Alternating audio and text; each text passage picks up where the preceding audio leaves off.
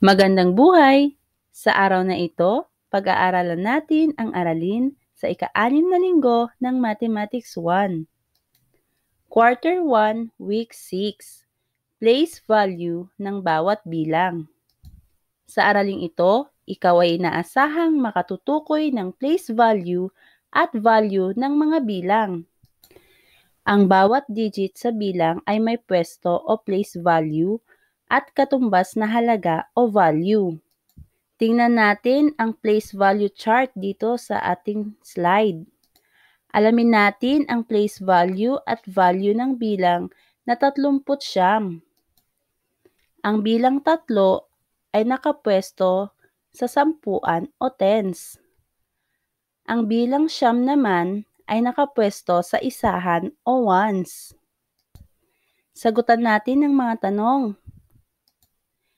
Number 1. Ang place value ng bilang na 9 ay: sa anong pwesto o place value mo makikita ang bilang na 9?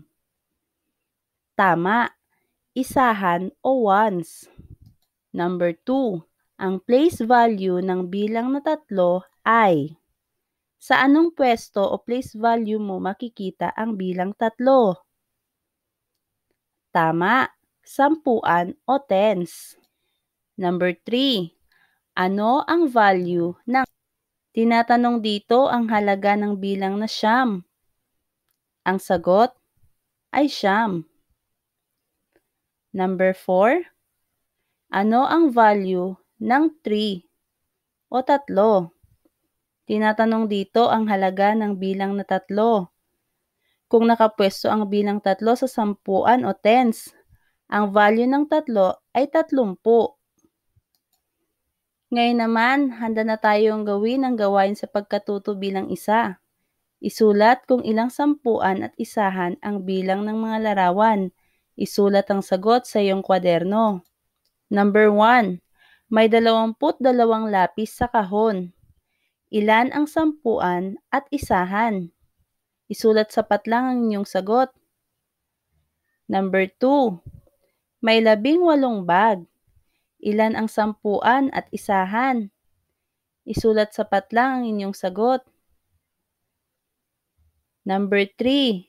May 38 Crayola. Ilan ang sampuan at ilan ang isahan? Isulat sapat lang ang inyong sagot. Dumako naman tayo dito sa gawain sa pagkatuto bilang 2. Basahin upang masagutan ang mga tanong. Isulat ang sagot sa iyong kwaderno. Namitas si Lito ng isang buwig na saging na may 27 na hinog. Ang unang tanong, ano ang place value ng digit na 7? At ano ang place value ng digit na 2? Tingnan natin ang chart. Ang bilang na 27 ay may 2 digits. Bawat digit ay mayroong tinatawag na place value. Nakapwesto ang bilang 2 sa sampuan o tens, at nakapwesto naman ang 7 sa isahan o ones. Ngayon naman, gawin natin ang gawain sa pagkatuto bilang 3. Isulat ang place value at value ng mga sumusunod na bilang. Isulat ang sagot sa iyong kwaderno. Sinagutan ko na ang unang tanong. May 25 ruler sa kahon. Nakasulat ang bilang simbolo na 25. Isulat ang place value at value ng 2 digit. Kung makikita ninyo, ang bilang 2 ay sinagutan ko na ng sampuan.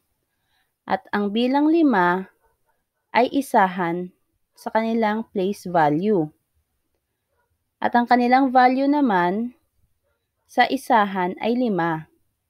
At ang value ng 2 sa sampuan ay 20. Number 2. May 12 pantasa. Nakasulat ang bilang simbolo nito na 12. Ilan ang place value at value ng 2 digit? Isulat ang inyong sagot sa mga patlang.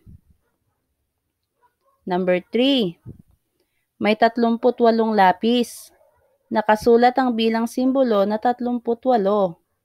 Isulat sapat lang ang place value at value ng dalawang digits.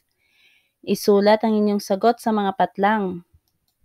Gawain sa pagkatuto bilang 4. Ibigay ang place value at value ng bawat digit ng bilang. Isulat ang sagot sa iyong kwaderno. Number 1, 89.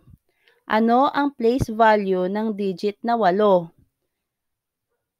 Ang sagot ko dito ay 10. Ano naman ang value nito? Ang sagot ko dito ay 80. Ano ang place value ng digit na 9? Ang sagot ko dito ay isahan.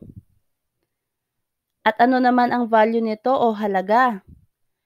Ang sagot ko ay 9. Ganon din ang gagawin ninyo sa bilang 2, 3, 4 at 5. Tandaan, ang bawat digit ng bilang ay may tinatawag na place value. Depende sa pwesto nito. Maaaring 10 o isahan. Ang value naman ng bawat digit ay nauugnay sa kanyang pwesto. Lumako tayo sa panghuling gawain. Ang gawain sa pagkatuto bilang 5. Isulat ang place value at value ng digit na may salungguhit. Isulat ang sagot sa iyong kwaderno. Number 1, 24. Nasalungguhitan ng digit na 4 o 4. Ano ang place value ng digit na 4? Ang sagot ko dito ay isahan. At ano naman ang value o halaga ng digit na 4? Ang sagot ko, 4 o 4. Number 2, 35. Nasalungguhitan ng digit na 3 or 3. Ano ang place value at value nito? Isulat sapat lang ang sagot. Number 3, 46. Nasalungguhitan ng digit na 6 or 6. Ano ang place value at value nito? Isulat sapat lang ang mga sagot. Number 4, 78. Nasalungguhitan ng digit ng 7 o 7. Ano ang place value at value nito? Isulat sapat lang ang inyong sagot. At number 5, 75. Nasalungguhitan ng digit na 5 o 5. Ano ang place value at value nito? Isulat sapat lang ang inyong mga sagot.